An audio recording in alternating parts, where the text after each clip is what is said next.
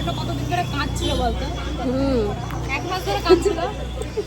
এই জায়গাটা অনেক দিন ধরে কাঁদছিল আমাদের জন্য কাঁদছিল। আমরা আসতাম না বলে। এখন দেখ কি সুন্দর হাসি খুশি আছে জায়গাটা। জায়গাটা এখন আনন্দ। জায়গাটা এখন হাসি, আমাদেরকে মিস করছিল, আমরাও যেমন মিস করছিলাম জায়গাটাকে। কিন্তু জায়গাটা আগের থেকে মনে হচ্ছে পরিষ্কার লাগছে। পরিষ্কার করে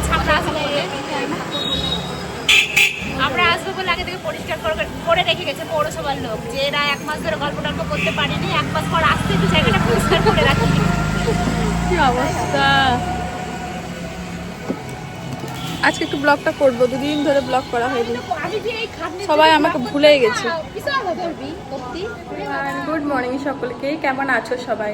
আশা করছি সবাই খুব ভালো আছো, আমিও ভালো আছি। আমার নতুন আরেকটি ভিডিওতে তোমাদের সকলকে স্বাগত। দেখো এখন বাজে সকাল 11:30, তো ছেলেকে স্কুল থেকে দিয়ে এলাম, এখন ড্রেস চেঞ্জ করেই নিই।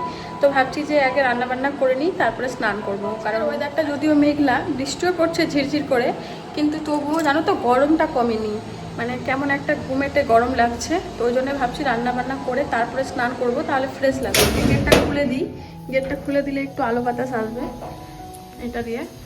দেখো দিনটা কেমন মেঘলা মেঘলা,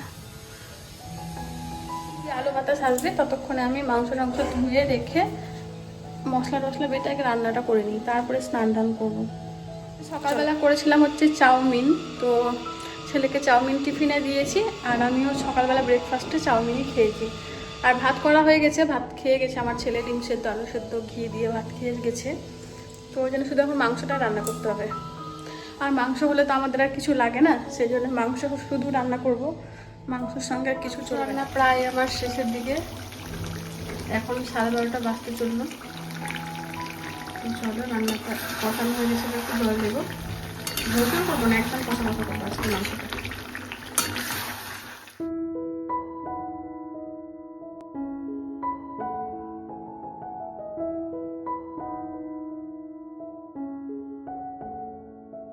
আমার রান্না বান্না করে গ্যাস ট্যাস তো মোছা হয়ে গেছে, এই দেখো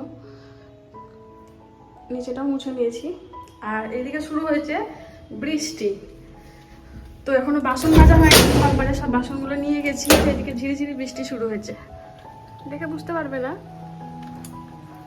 তো ভাবছি বৃষ্টিতে ভিজে ভিজে বাসন। ঘেমে স্নান হয়ে গেছি পুরো গরমে, আর ভাবছি বৃষ্টিতে ভিজে ভিজেই বাসন মাজবো। আর এই টাওয়ালটা নিয়েছি মাথায় দিব, কারণ চুলটা বেশি ভেজানো যাবে না, তখন আবার শুকাতে যাবে না। আর গা হাত পা ভিজলে ভিজে, অনেক দিন বৃষ্টিতে ভিজিনি। বৃষ্টিতে ভিজতে কার কার ভালো লাগে বলো? আমার তো খুব ভালো লাগে।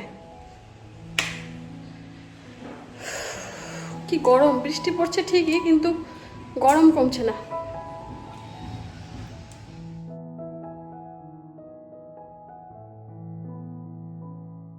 তো স্নান টান হয়ে গেল, আর এদিকে বাইরে শুরু হয়েছে আবার বৃষ্টি, পুরো বাড়িঘর অন্ধকার অন্ধকার লাগছে। তো চলো এবার পুজোটা দিয়ে নিই। পুজো টুজো দেওয়া হয়ে গেছে, এই যে আমার জন্য ভাত বেড়ে নিয়েছি। ছেলে তো স্কুলে গেছে, এখন আমাকে একাই খেতে হবে। তো চলো খাওয়া দাওয়াটা করে নিই।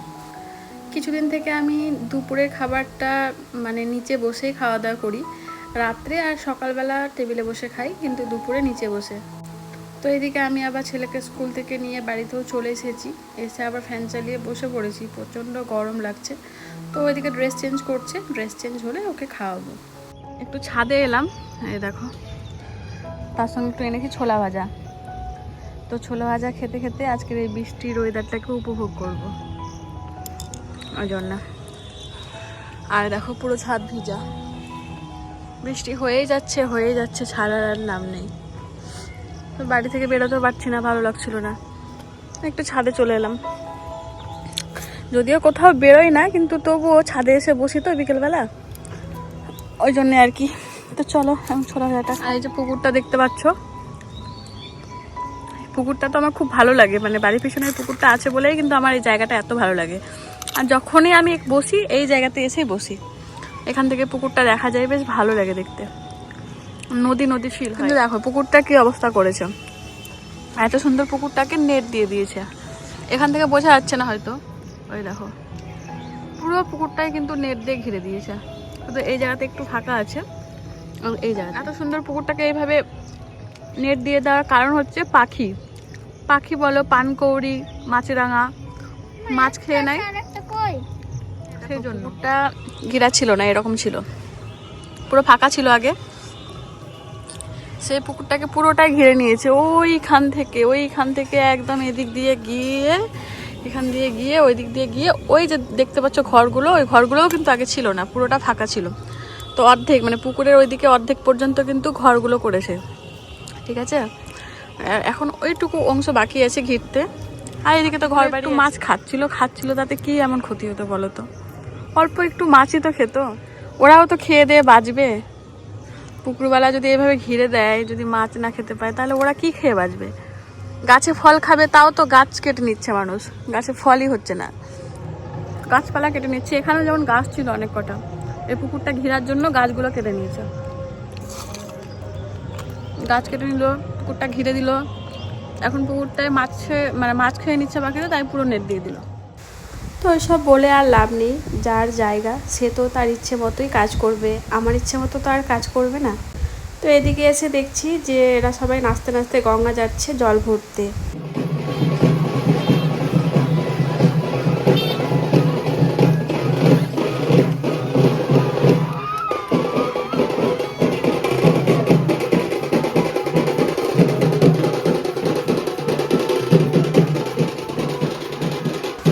তো এখানে আবার দুটো জোকারও ছিল, একটা মেয়ে জোকার, একটা ছেলে জোকার। তো ওরা আবার জুতোর ফিতে খুলে গেছে, ওখানে বসে বাঁধছে।